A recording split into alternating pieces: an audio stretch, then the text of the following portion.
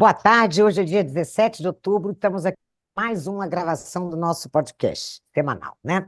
E hoje nós vamos aqui mudar o nosso tema, né? Nós vamos falar sobre o Prêmio Nobel de Economia, que na segunda-feira desta semana foi concedido a três economistas, Darum Acemoglu, James Robinson e Simon Johnson.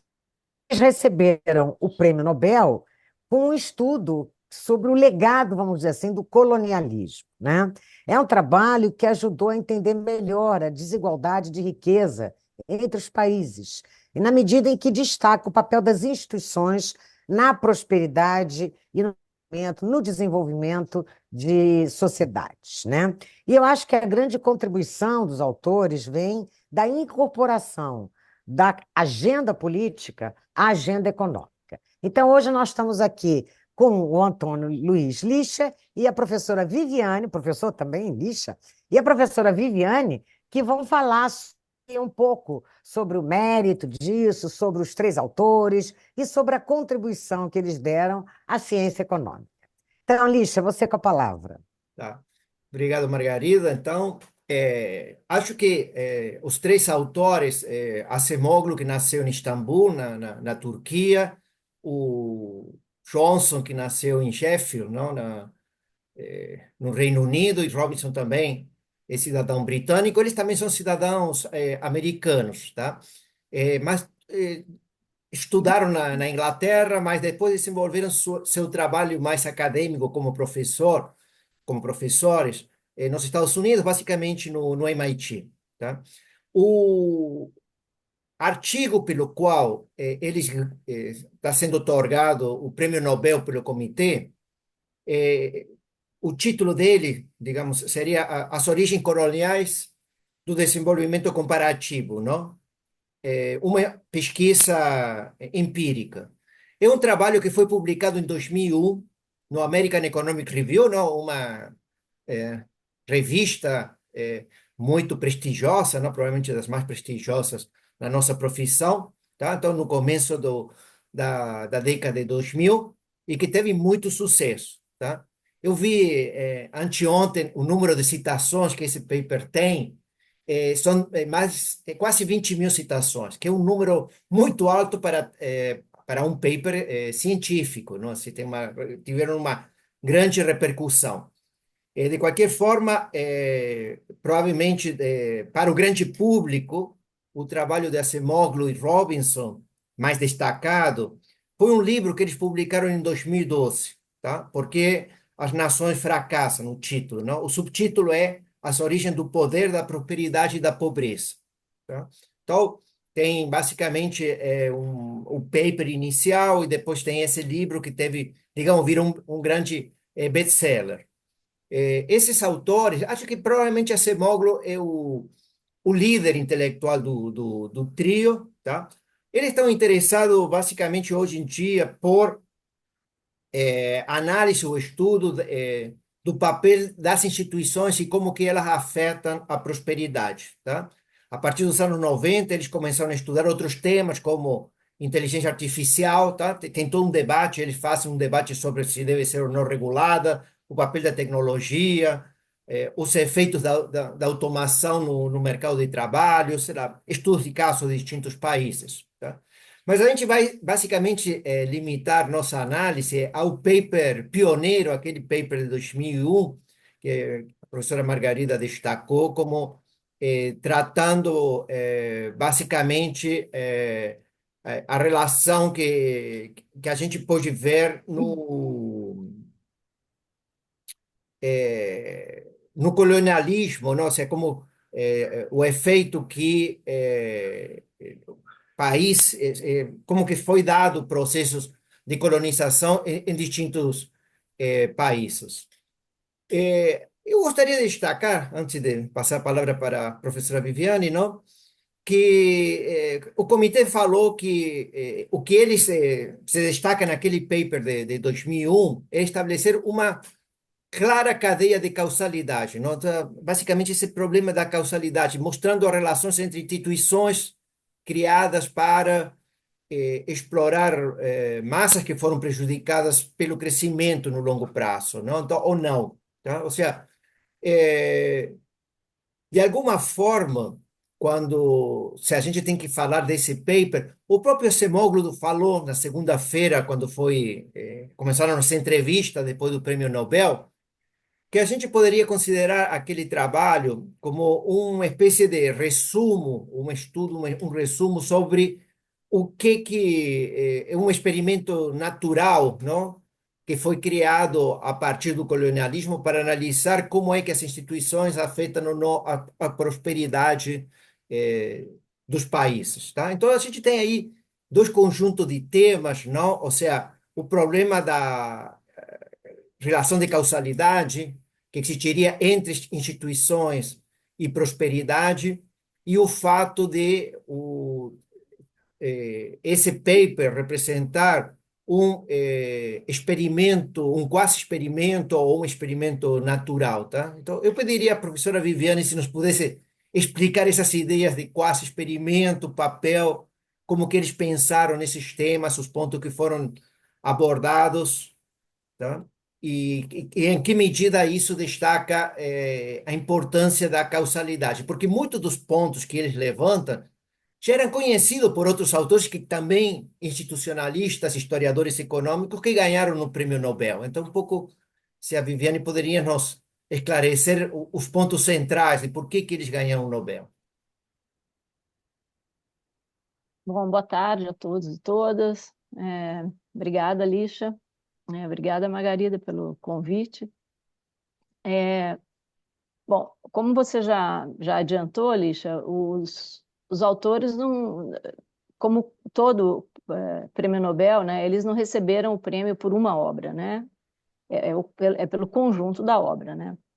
E esses três autores, né, o Acemoglu, o Johnson e o Robinson, eles receberam o Nobel por conta dos desenvolvimentos que eles criaram na análise de modelos dinâmicos de mudanças institucionais, ou seja, como que a interação entre agentes políticos na, na, na, na, na esfera das decisões, né, como que essa interação gera as instituições. Eles criam modelos dinâmicos, modelos de jogos dinâmicos para explicar o estabelecimento de tipos de instituições. Então, essa é uma grande parte do trabalho deles. E também pela estratégia metodológica que eles utilizaram, que acabou gerando esse paper, esse artigo que você menciona, que da American Economic Review, e que virou um artigo seminal numa linha nova de tratamento de estudos de causalidade dentro da historiografia econômica. Esse artigo deles gerou uma nova área, né? Dentro inclusive, uma interseção entre economistas e historiadores econômicos, né? E hoje, assim, hoje o que se a gente comparar, né, e eles estão preocupados em explicar a disparidade, né, de desenvolvimento entre os países, né? Hoje, se a gente comparar os países 20% mais ricos, são 30 vezes mais ricos do que os 20% mais pobres, né? E essa disparidade é muito antiga e é persistente. Então, eles se debruçaram sobre essa questão, eles e outros, como você citou, né, essa questão das instituições. Um dos fatores que eles identificam, os três laureados, né, pelo Nobel esse ano, identificam como importante para explicar essa diferença, é a questão das instituições, né? Só que, como você disse, esse tema não é novo e todo mundo já sabe, né? Existe uma literatura vastíssima sobre a ideia da importância das instituições para o desenvolvimento econômico e, é, e essa questão já estava posta, né? Em 93, por exemplo, o Douglas North ganhou um prêmio Nobel precisamente pelos trabalhos dele sobre o institucionalismo, né? E,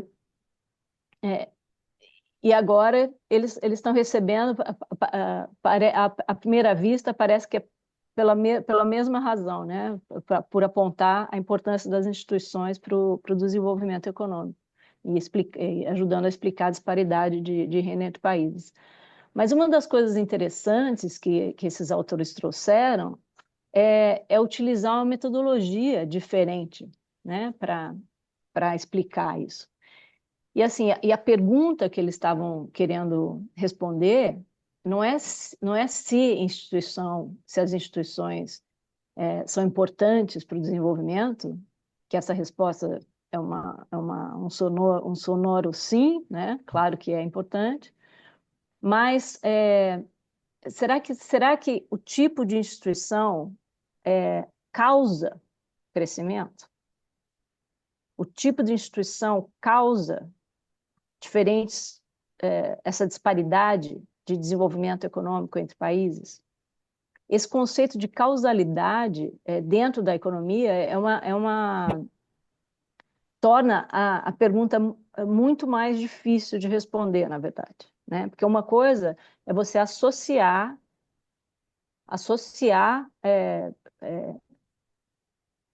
fatores com o crescimento econômico.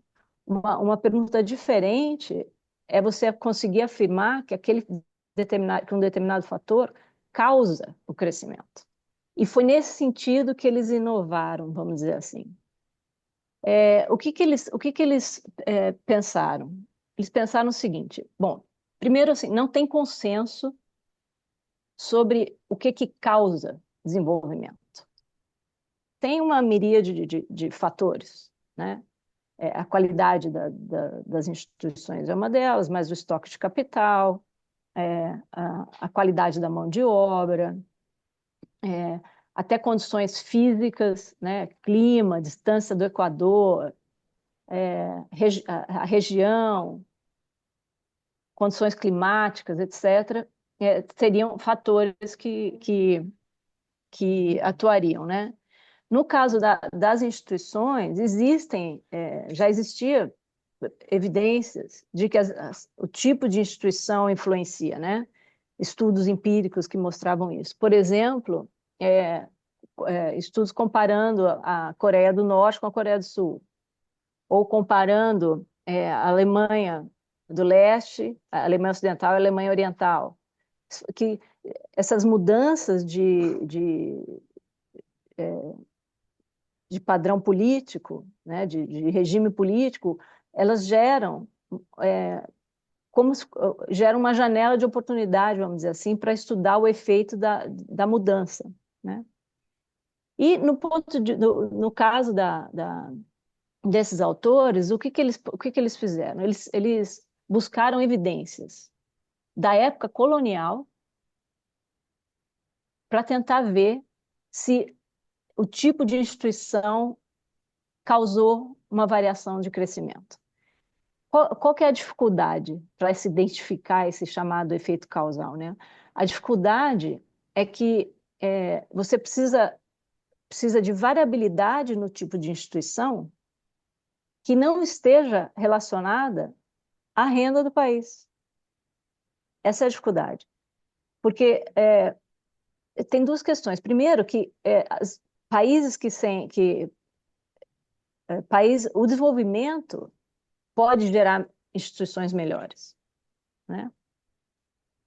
E isso é uma linha de raciocínio, inclusive, teoricamente desenvolvida, que na medida que os países vão ficando mais ricos, as suas instituições melhoram. E a outra, mostrando que haveria uma reversão causal, portanto, né? Então, desenvolvimento gera melhor instituição, e não melhores instituições geram desenvolvimento. Esse é um primeiro aspecto. Um segundo aspecto é que, será que precisamente os países que são mais ricos, não teriam potencialmente mais condições de desenvolverem melhores instituições, né? Novamente, como as instituições são criadas por agentes, as instituições, do ponto de vista econômico, são variáveis endógenas, ou seja, elas são geradas dentro do sistema econômico. Então, você precisa, para conseguir medir um efeito causal, você precisa de variabilidade na instituição, alguma variação na instituição que seja isolada desses elementos do próprio ambiente econômico. E foi nesse ponto que eles foram atrás desses eventos na época da colonização. O que que eles raciocinaram? Bom, os europeus chegaram e encontraram situações distintas nas colônias, né? Nos territórios que eles foram chegando. Em alguns territórios, eles chegaram e encontraram populações mais densas, locais mais densamente populados por população nativa, por povos originários, né? Que já estavam ali estabelecidos e já tinham uma cultura e um desenvolvimento local bastante avançado. Em outros locais, eles chegaram e encontraram vastos territórios pouco populados e que, portanto, tinha menos resistência ao estabelecimento da colonização, né? E aí, o que que eles identificaram? Essas regiões que eram mais populosas também geravam mais resistência à colonização. Ao gerarem mais resistência à colonização, o tipo de povoamento, o tipo de colonização que foi implantada em cada uma dessas regiões, aquela velha história, né, da colonização de exploração contra a colonização de povoamento, né, as condições que foram encontradas no momento da colonização acaba por determinar que tipo de colonização ocorreu no local. E a premissa deles é que essas condições que podem ser consideradas aleatórias, vamos dizer assim, né? Os colonizadores chegaram e se depararam com aquela condição. Portanto, não foi a atuação do colonizador que gerou aquelas condições, né? Mas ao se depararem com aquelas condições distintas, umas mais propícias à colonização de povoamento e outras mais propícias a uma colonização de exploração, geraram instituições, no caso de povoamento, instituições que seriam mais benignas para o desenvolvimento, por exemplo, instituições que tentavam promover a saúde das pessoas que estavam ali, garantiam propriedade, garantiam garantiam a propriedade da terra e do local, que garantia que a pessoa poderia trabalhar ali e usufruir dos frutos daquele trabalho, em oposição a instituições, e eles entendem instituição de forma mais geral, né, e ampla, em oposição a instituições que geraram relações que beneficiavam grupos específicos. Então, numa relação de exploração de bens naturais, etc., é uma relação entre a elite local e uma elite colonizadora que se beneficiava dos frutos daquela exploração colonial. E esses dois tipos de instituição, é claro que a premissa deles é que as instituições geradas numa colonização de povoamento seriam benignas em oposição à outra, né? Esses dois tipos de instituição teriam causado uma diferença de desenvolvimento lá na frente, anos depois, né? A implicação desse raciocínio, essa linha de raciocínio deles, tem uma implicação empírica importante, que é o que eles chamam de reversão de progresso. Porque os locais que eram mais desenvolvidos originalmente, ao serem participarem desse processo de colonização, geraram essas instituições que são piores e geraram, portanto, o seu declínio, vamos dizer assim. Né? Porque se as instituições, se a qualidade das instituições afeta o crescimento, isso significa que nesses locais que originalmente eram mais desenvolvidos, mas que precisamente por isso acabaram engendrando instituições que eram menos pró-desenvolvimento, isso significa que no futuro esses mesmos locais iriam sofrer um declínio de prosperidade, né? O que eles chamam de reversão de progresso. E os autores mostram empiricamente que, de fato, 500 anos depois, essa linha de raciocínio, de fato, consegue explicar, em grande parte, a evolução de desenvolvimento econômico de diversos países que foram colonizados. E essas diferenças não são devidas ao tipo de colonizador, se foi português, se foi inglês, e está isolada de condições locais. Então, e aí eles mostram empiricamente que eles estavam interessados em saber não só se causa, né, porque com esse raciocínio, o que acontece? Eles acabam isolando efeitos e eles controlam para a distância do Equador, ou seja, para latitudes, né, porque esse era um dos argumentos, que países com altas latitudes teriam um grau de desenvolvimento maior por questões climáticas.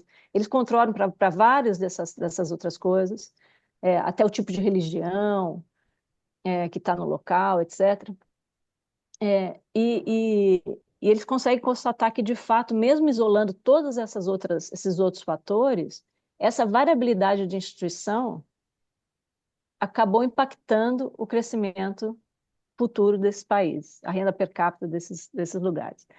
E aí eles fazem uma estimativa que é muito impressionante, que eles mostram que esses lugares que eram mais desenvolvidos, né, que eles chamam de urbanização, que tinha uma maior urbanização nos anos de 1500, urbanização considerada naquela época, né, que um aumento de 5%, 5 pontos percentuais de urbanização, medida da forma como eles mediram, estaria associado a uma redução média de 32% no PIB per capita, 5 séculos depois. Ou seja, a diferença é brutal, o efeito acaba sendo brutal, né? Então, o tipo de instituição afeta de forma sobremaneira, não só está correlacionado, mas causa uma diferença grande de renda per capita entre as regiões, tá? Uma das críticas que foi feita ao trabalho deles é a questão que os colonizadores não trouxeram só as instituições, não trouxeram só instituições europeias, trouxeram eles mesmos também. Então, os lugares que tiveram colonização por povoamento, os colonizadores vieram e trouxeram seus skills, né? A qualidade do capital humano, a qualidade do know-how que existia na Europa na época, e que isso teria afetado, teria sido um fator muito importante também. E daí, posteriormente, não nesse paper de 2002, mas mais para frente, esse mesmo trio escreveu um outro artigo respondendo a essa questão, a essa crítica, e eles concluem que, na verdade, o capital humano e as instituições seriam os fatores mais importantes, causadores dessa disparidade de desenvolvimento. A gente pode concordar ou não, né, com os argumentos e com a metodologia utilizada. A metodologia é tecnicamente bem destrinchada nos artigos deles, e a gente pode concordar ou não, mas o fato é que esse tipo de raciocínio abriu um campo enorme dentro da economia, né? Da economia empírica, para entender a importância das instituições e a interação entre a sociedade e o desenvolvimento. Acho que é isso. Viviane, então, a gente poderia, digamos, independentemente da metodologia, a gente está pensando, o Acemoglu, Simon e Johnson, que instituições inclusivas, não? Aquelas que favorecem a democracia, permitem uma prosperidade mais permanente, não? Ou seja, permitem sustentar o crescimento econômico por períodos mais longos, não? Ou seja, a gente teríamos eh, a pesquisa dele é muito favorável, digamos, a essa ideia de inclusão e democracia. Sem dúvida, sem dúvida. Esse é um ponto que eles falam, que eles batem bastante, né? Que a forma da instituição, e que instituição seriam essas? Instituições de acesso mais amplos ao sistema educacional, acesso às leis, é, portanto, uma sociedade mais igualitária, né? Nesse sentido, geraria frutos, em termos de desenvolvimento econômico, mais persistentes. Tá? Exatamente.